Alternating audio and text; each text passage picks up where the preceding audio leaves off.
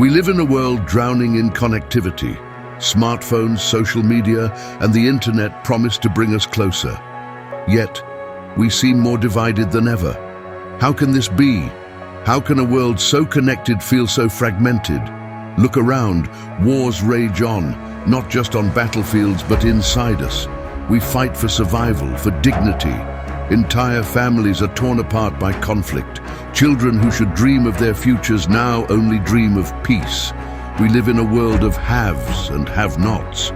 For too many, life is spent in fear. Fear of not having enough, fear of just surviving in a world of scarcity. While for others, it's a life of luxury, of opulence, so far removed from that struggle.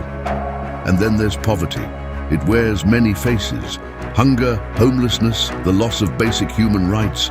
It's not just a statistic, it's a daily struggle for billions of people on this planet.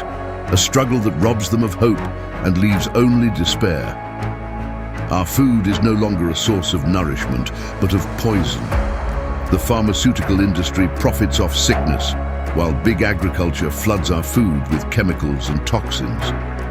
What was meant to sustain us is now slowly killing us, as we are fed lies and toxins disguised as nutrition. And let's not forget how we treat the animals. Instead of respect, we have built a system based on brutality. We treat animals like mere commodities, packed into cages, tortured and slaughtered with no regard for their lives, their pain, or their dignity. Their suffering is hidden from us, but it is very real. We're so divided now, by states, by nations, by immigrants and non-immigrants, by race, by political party, and by thousands of other labels. These divisions are tearing at the fabric of who we are as human beings. Instead of unity, we've let borders, ideologies, and labels create walls between us. Our governments and institutions, once designed to serve us, have now become our masters. Controlled by unseen forces, they are used not for our benefit, but for power, money, war, and enslavement. The systems meant to protect and empower have become tools of oppression and control. Our planet, the only home we have, cries out. Deforestation, pollution, exploitation, climate change, these aren't just buzzwords. They are the silent screams of a world in pain. Every tree cut down, every river poisoned, every species lost is a part of us, lost forever. Mental health, often fought in silence. Depression, anxiety, loneliness, they're invisible, but so very real. People are breaking under the weight of their own minds. Sometimes it all feels insurmountable. War, hate, division, poverty, sickness, despair. How did we get here? We've built a world weighed down by broken principles and systems, guided by fear, greed, and scarcity. But the more important question is, how do we get ourselves out? The answer starts with you. With every choice you make, you are creating the new world, your world. In each step, you're not just participating in life, you are shaping it, bringing it into being. And in that, there is no frequency of "I'm not enough." There is only strength and determination, a force that grows with every action. It's a way of living, of being. It asks that we live with full awareness, taking responsibility for everything we do and every ripple that follows. Every action we take, every word we speak, creates waves in the world. It's a conscious creation of the future, step by step. With each decision, you are declaring to the world, "I am enough, I am powerful." And those decisions carry the energy of transformation. You are not just one drop in the ocean, you are the force that changes the tides.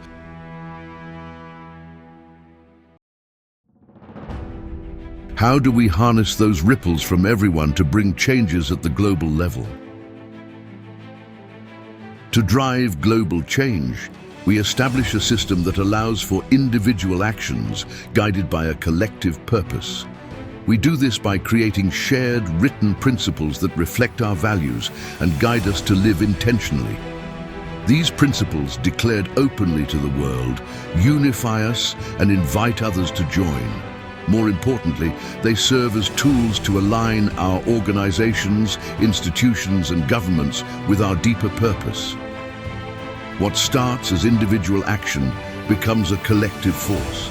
These principles become the guideposts for accountability and conscious decision-making. As more of us adopt these principles, we realize the power of unity and choice. Every dollar we spend, every vote we cast, shapes the world around us. Together, we create a demand for fairness, sustainability, and compassion. And when we demand it, the economic and political systems have no choice but to follow. As local governments adopt these values, we begin to change the national conversation. Candidates for higher office don't just run for power, they run for change. We will find candidates willing to sign on to these principles, pledging to uphold them once elected. These candidates will be shared with communities, allowing voters to make informed choices. Instead of candidates driving the agenda, the collective will drive it, and candidates will simply implement that agenda. Imagine this ripple effect spreading across the globe, a world where businesses, schools, governments, and communities all align themselves with the values of compassion, justice, and sustainability. Together, we stop merely reacting to the problems of the world. We begin solving them. Congratulations, we have created a new world of peace and abundance for all. One where every decision we make is rooted in the highest good for all beings. People, organizations, and governments now operate in harmony with these shared principles. We are no longer driven by fear and scarcity. We are guided by compassion, justice, sustainability, and abundance. By living these principles, we no longer allow injustice to thrive. Instead, we create a unified force for good, worldwide.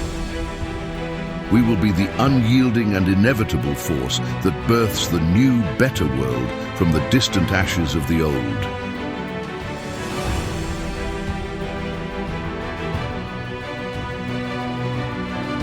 Visit manifestoforabetterworld.org and be the change.